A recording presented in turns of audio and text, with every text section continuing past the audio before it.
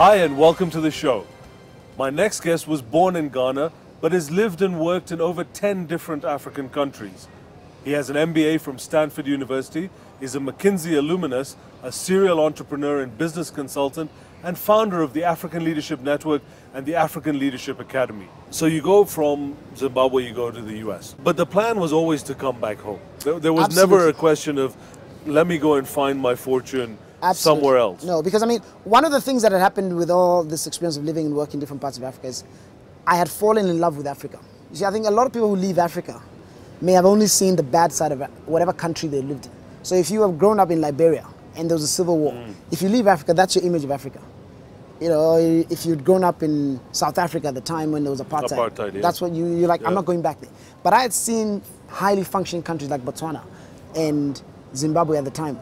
And so it made me very proud to be African. Of all your many accomplishments, what are you most proud of? I mean, you've been in the Forbes' top 10 power men in Africa, been, you know, hosted by President Obama for your leadership, for what you've done for African leadership and young African leadership. You're an R.J. Miller Scholar. What makes you the most proud of all these accomplishments?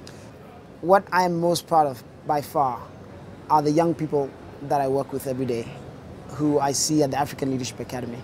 There's no more amazing feeling than sitting with these young people and seeing the passion in their eyes and the dreams that they have, and just hearing about the phenomenal ideas that they have to transform the continent.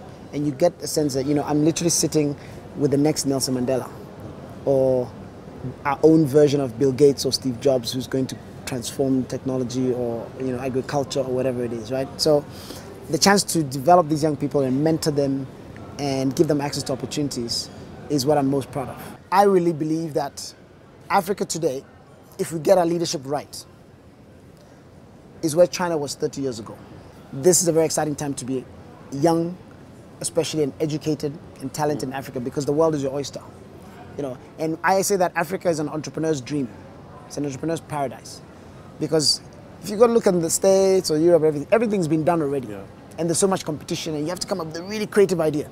But in Africa, nothing has been done. You can be the first to do so many things. Fred, the show's called The Scoop. I asked my guests to tell me something about them that hopefully nobody knows. Well, one thing that maybe a lot of people don't know is that I'm a... Fred, thank you so much, man. Thank you. That was such a great interview. Thank you very much, man. Thanks I really a lot, man. appreciate that. Thank you for all you're doing. I really, really appreciate that, man. It was fantastic.